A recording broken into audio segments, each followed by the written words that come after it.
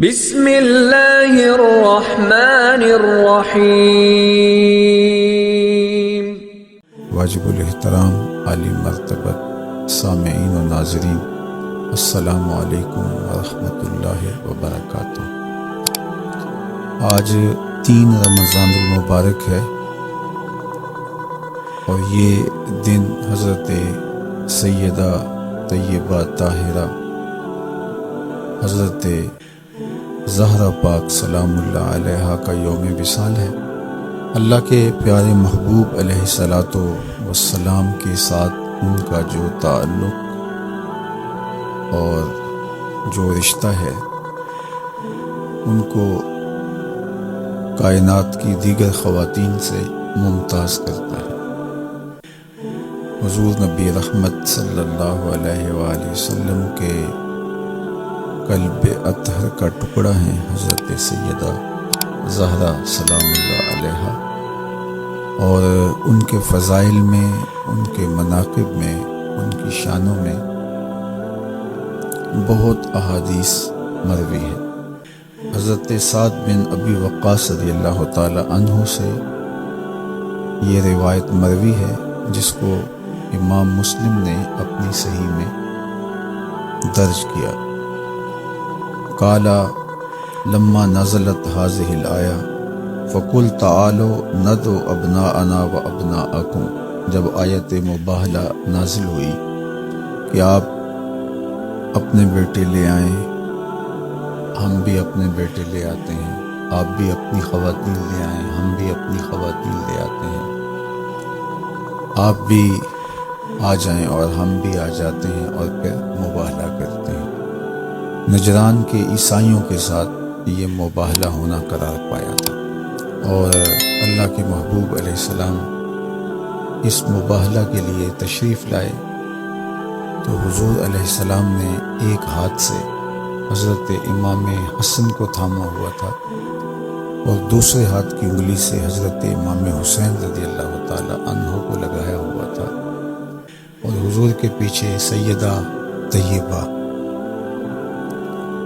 زہرا پاک سلام اللہ علیہا چل رہی تھی، اور پیچھے سیدنا علی المرتضیٰ رضی اللہ تعالی عنہ تھے۔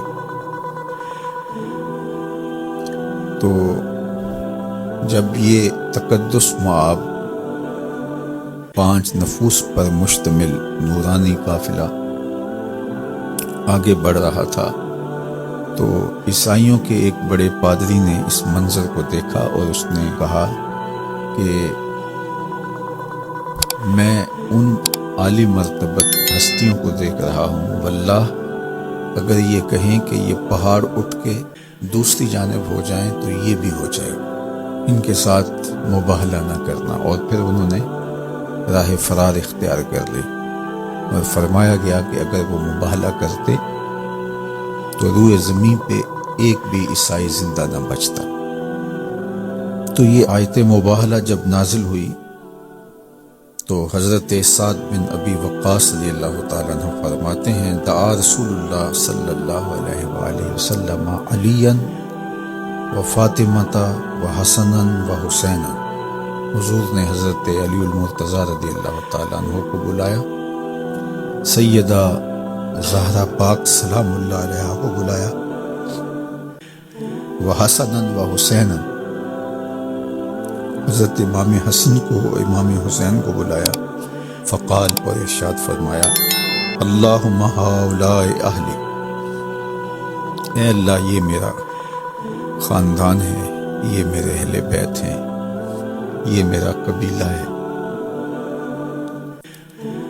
اسلام کی عزت اور آبرو اور ناموس کی حفاظت ان 5 نفوس قدسیہ کے ذریعے سے پھر جس طرح کی گئی، اور عیسائی جس طرح راہ فرار اختیار کر گئے، تو امت ان ہستیوں کا احسان کبھی بھی نہیں دے سکتی۔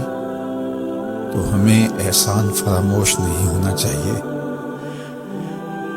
ان پاکیزہ ہستیوں کے ساتھ ہماری عقیدت، ہماری محبت اور ہماری ارادت کا رشتہ بہت مستحکم اور مضبوط ہونا چاہیے۔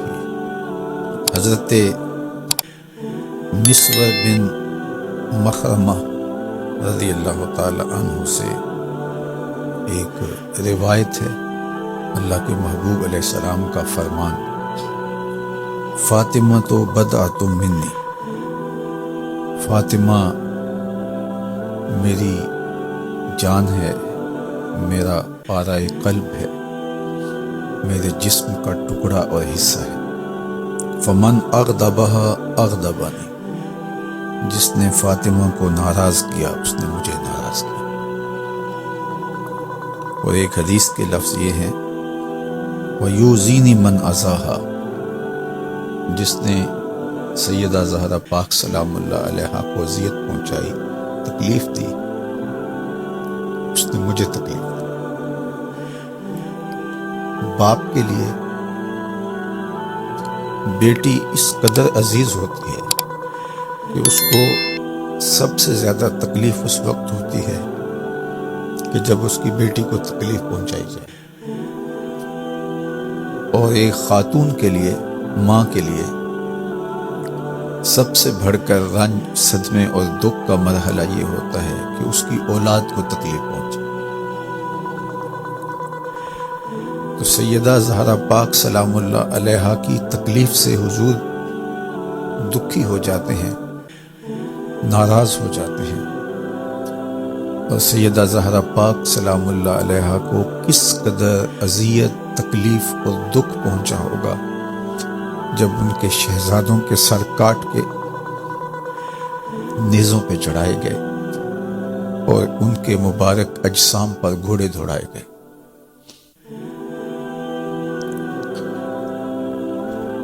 اللہ تعالیٰ جل شانہ سیدہ زہرا پاک سلام اللہ علیہا کی خوشنودی ہمیں نصیب فرمائے۔ وہ ناپاک لوگ جنہوں نے سبط پیمبر کو، شہزادہ رسول حضرت امام حسین رضی اللہ تعالی عنہ کو شہید کیا، اذیت پہنچائی، ان کی توہین کی، ان کا سر انور نوک نیزہ پہ چڑھایا، ان کے رخساروں پہ اور ہونٹوں پہ چھڑیاں ماری، ان کے لیے ہمارے دل میں معمولی درجے کے اندر بھی ہمدردی اگر آ جائے تو پھر سمجھو کہ باطن اجڑ چکا ہے، ایمان رخصت ہو چکا ہے۔ چونکہ یہ سیدہ زہرا پاک سلام اللہ علیہا کو اذیت دینے کے مترادف ہے، اور آپ کی اذیت اللہ کے رسول صلی اللہ علیہ وآلہ وسلم کی اذیت ہے، اور جس نے حضور کو اذیت دی اس نے اللہ کو ناراض کیا۔ تو دیکھیے بات کہاں تک جاتی ہے۔ تو ہماری ساری عزتیں، ہماری آبروئیں سیدہ پاک سلام اللہ علیہا کے قدموں پہ قربان، اور اللہ تعالی ہمیں اور ہماری نسلوں کو اس عالی مرتبت خاندان کی نوکری نصیب رکھے۔ آج چونکہ ان کے وصال کا دن ہے تو آج ان کا ذکر کرتے ہوئے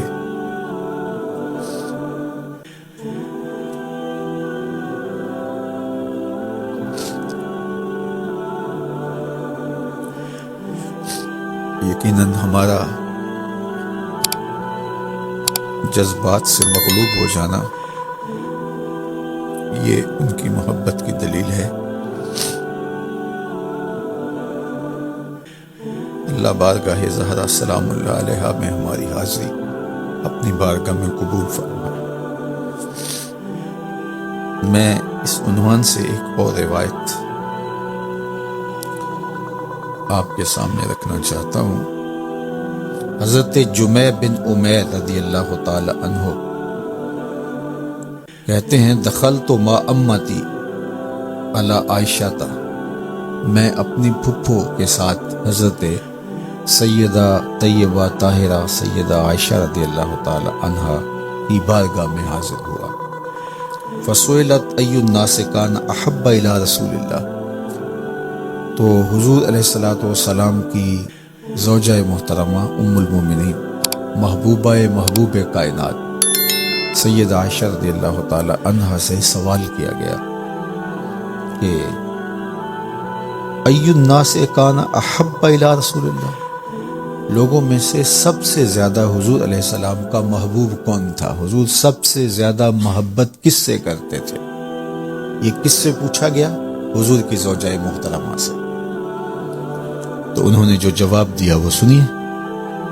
اور یہاں اہل بیت، حضور کی ازواج، اصحاب، حضور کی شہزادیاں اور حضور کے خاندان کے لوگوں کے مابین لوگوں نے جو کہانیاں گھڑی ہوئی ہیں اس سب کی نفی ہو رہی ہے۔ حضور کی زوجہ محترمہ کیا ارشاد فرماتی ہے؟ ام المومنین سیدہ عائشہ رضی اللہ تعالی عنہ کیا ارشاد کرتی ہیں جب ان سے پوچھا گیا کہ حضور سب سے زیادہ محبت کس سے کرتے تھے؟ قالت فاطمہ، تو کہا کہ سب سے زیادہ حضور حضرت فاطمہ سے کرتے تھے رضی اللہ تعالی عنہا سے۔ وقیل من الرجال، تو پوچھا گیا چلو یہ تو خواتین میں سے ہوئیں، تو مردوں میں سب سے زیادہ پیار حضور کس سے کرتے تھے؟ سب سے زیادہ محبوب حضور کا کون تھا؟ قالت زوجہا، کہا ان کا شوہر نامدار حضرت علی المرتضیٰ رضی اللہ تعالی عنہ۔ اور یہ روایت کس سے مروی ہے؟ حضرت عائشہ رضی اللہ تعالی عنہا سے۔ یہ بتا کون رہی ہیں؟ ام المومنین سلام اللہ علیہا۔ تو سب سے زیادہ پیار حضرت زہرا پاک سلام اللہ علیہا سے اللہ کے محبوب فرماتے تھے۔ جب حضور کسی سفر پہ تشریف لے جاتے تو مختلف لوگوں کو مل کے جاتے، تو سب سے آخر میں جس ذات سے ملتے وہ حضرت زہرا پاک تھی، اور جب سفر سے واپس تشریف لاتے تو سب سے پہلے جنہیں ملتے وہ حضرت زہرا پاک تھی۔ اور یہ بات بھی آپ کے لیے بہت روحانی تسکین کا ساماں ہوگی، اور سیدہ زہرا پاک کے لیے حضور کی جو محبت ہے اس محبت کا آپ کو مقام سمجھ میں آئے گا کہ اللہ کے محبوب علیہ السلام سیدہ پاک سے مخاطبت کرتے ہوئے فرماتے تھے فدا کے امی و ابی، اے فاطمہ تیرے پہ محمد کے ماں باپ قربان ہوں صلی اللہ علیہ وآلہ وسلم۔ تو یہ پیار ہے حضرت سیدہ زہرا پاک سلام اللہ علیہا کے ساتھ اللہ کے محبوب علیہ السلام۔ حضرت حذیفہ بن یمان رضی اللہ تعالی عنہ سے مروی اس روایت میں ام المومنین سیدہ طیبہ طاہرہ سیدہ فاطمہ الزہرا رضی اللہ تعالی عنہا کی عظمتوں کا بیان ملاحظہ کیجیے۔ حضرت حذیفہ فرماتے ہیں قلت لأمی دعینی آتی النبی صلی اللہ علیہ وآلہ وسلم فأصلی معه المغرب اسألہ ان یستغفر لی ولک، میں اپنی ماں سے کہا کہ اگر آپ مجھے اجازت مرحمت فرما دیں تو میں حضور کی خدمت میں حاضر ہوتا ہوں اور مغرب کی نماز حضور کے ساتھ ادا کرنے کا شرف پانا چاہتا ہوں۔ اور ماں کو میں نے چھٹی لینے کے لیے جو لالچ دی وہ یہ تھی کہ میں حضور سے ملوں گا وَأَسْأَلُهُ أَن يَسْتَغْفِرَ لِي وَلَكِ، عرض گزار ہو جاؤں گا حضور میرے لیے اور میری ماں کے لیے بخشش کی دعا کر دیجیے۔ اب کتنی بڑی لالچ دی، اور کون پھر اس کو قبول نہ کرے؟ تو ماں بڑھاپے کے باوجود بیٹا پاس ہو اور خدمت کرے، لیکن ترجیح اس بات کو دی تو کہا جاؤ حضور کو جا کے دیکھو، آپ کی زیارت کرو اور میرے لیے اور اپنے لیے بخشش و مغفرت کی دعا کرو۔ کہتے ہیں فاتیت النبی صلی اللہ علیہ وآلہ وسلم، میں حضور کی خدمت میں حاضر ہو گیا۔ فصلیت معہ المغرب، میں حضور کے ہمراہ نماز مغرب پڑھنے کی سعادت پائی۔ صحابہ کیا خوش نصیب تھے کہ حضور کے پیچھے نمازیں پڑھنے کا شرف نصیب ہوتا تھا۔ کبھی مجلس رسول میں بیٹھتے کبھی حضور کو مسجد سے نکلتے ہوئے دیکھتے، کبھی مسجد میں داخل ہوتے ہوئے دیکھتے، کبھی قیام میں، کبھی رکوع میں، کبھی قعود میں، کبھی سجود میں، کبھی صفہ کے چبوترے پہ اہل صفہ کو دین سکھاتے ہوئے حضور کی زیارت کرتے، کبھی منبر پہ دیکھتے، کبھی آقا کریم علیہ الصلوۃ والسلام سے ہم کلام ہونے کا شرف پاتے، کبھی حضور مسکراتے اور حضور کی مسکراہٹ سے پھیلتے ہوئے اجالوں میں زندگی گزارنے کے کرینے سیکھتے، غم غلط ہوتے اور خوشیاں ہی خوشیاں پھیل جاتی، بات کرتے تو خوشبوئیں نکلتی ان کے مبارک منہ سے۔ کیا خوش نصیب لوگ تھے جنہوں نے وہ دور پایا، جنہوں نے وہ زمانہ پایا۔ تو کہتے ہیں کہ میں نے مغرب کی نماز حضور کے ساتھ پڑھی، مغرب کی نماز ہوئی، پھر انتظار میں بیٹھے رہے، فصلی حتی صلی العشاء۔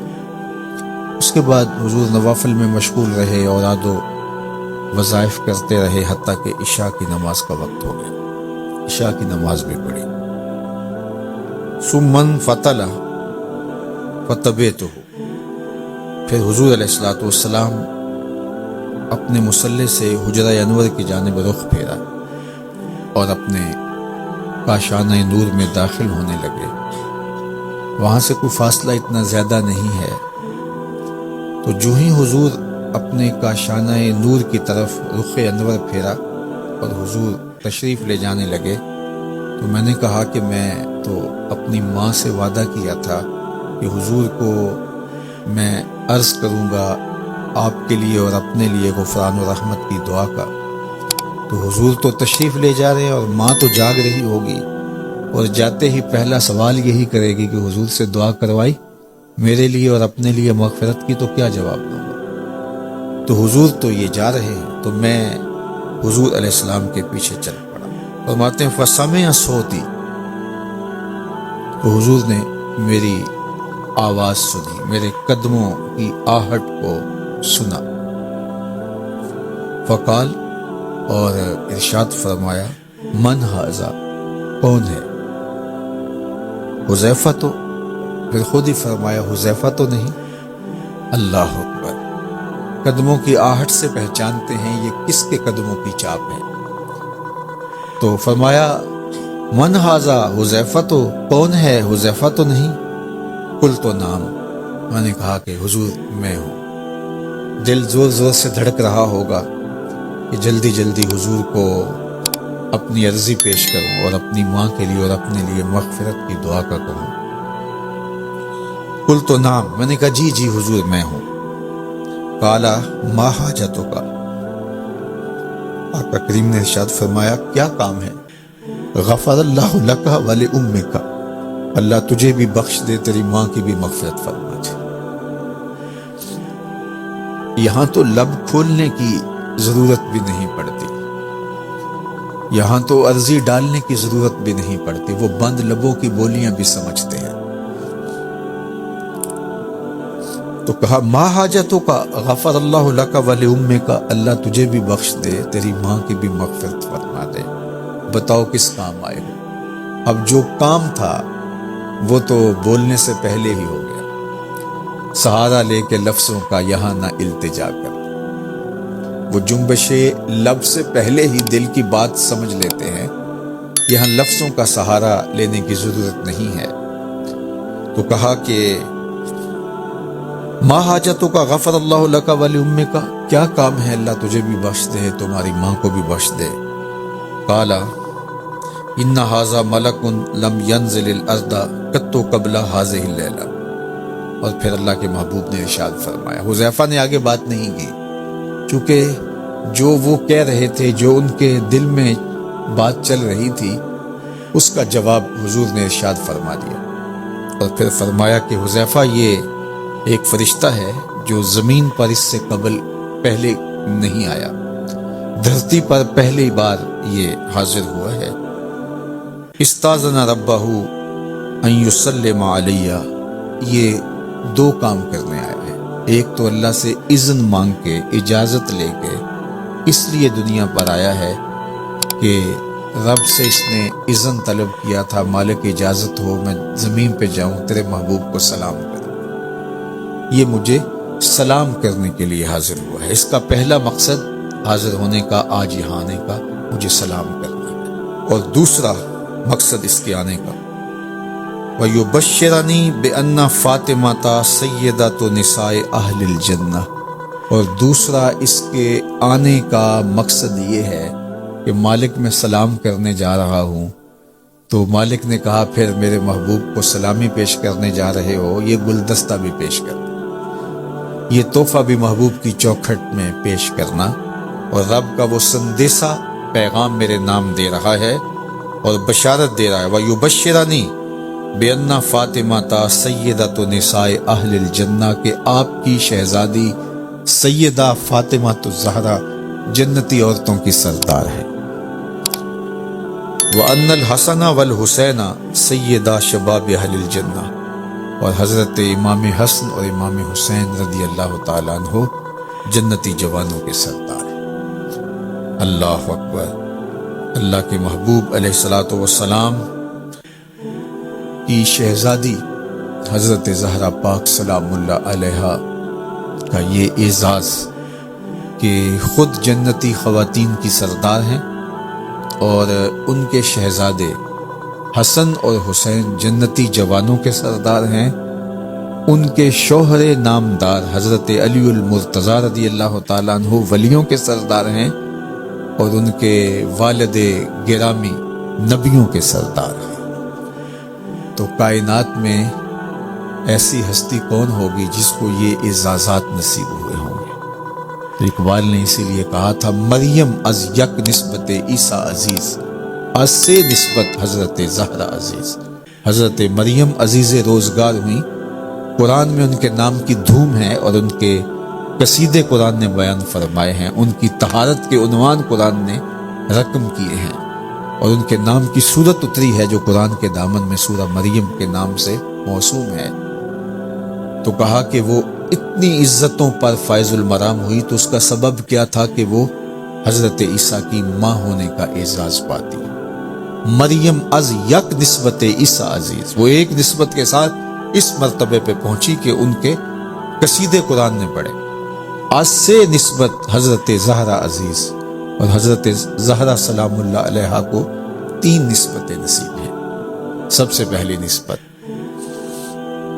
نور چشم رحمت للعالمین، امام اولین و آخرین، وہ حضور کی نور چشم ہے، حضور کی آنکھوں کا اجالا ہے، حضور کی آنکھوں کی روشنی ہے، پارائے جگر رسول ہیں، قلب محمد کا ٹکڑا ہے صلی اللہ علیہ وآلہ وسلم۔ تو انہیں یہ اعزاز نصیب ہوا کہ وہ حضور علیہ السلام کی آنکھوں کا نور ہیں، حضور کی شہزادی ہیں، جو اولین کے بھی امام ہیں، آخرین کے بھی امام ہیں۔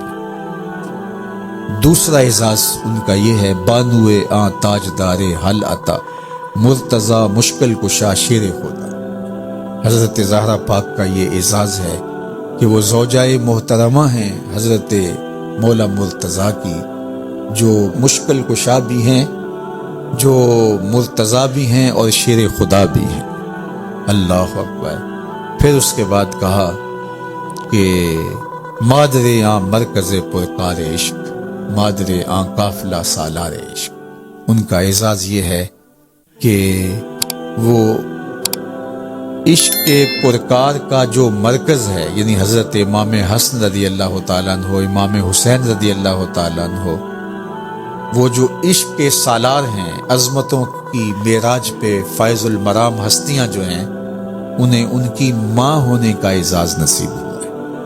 اور یہ بات ذہن میں رکھیے گا کہ حضرت امام حسین رضی اللہ تعالی عنہ نے جو کربلا کے تپتے ہوئے ریگزار میں عظیمت کی انوکھی داستان رقم کی ہے، اور پائے ثبات میں لغزش نہیں آنے دی، جرت عظیمت کا استعارہ بن کے ابھرے، ظلم اور جبر کی آنکھوں میں آنکھیں ڈال کے بات کی، بھائی بھتیجے بیٹے بھانجے ان کے لاشیں کٹ کٹ کے گرتے رہے، لیکن ان کے حوصلے میں فرق نہیں آیا، اور اتنے لاشیں اٹھانے کے باوجود جب میدان عمل میں آئے تو دشمن تھر تھر کانپ رہا تھا، تو یہ جرت امام حسین میں کیسے آئی؟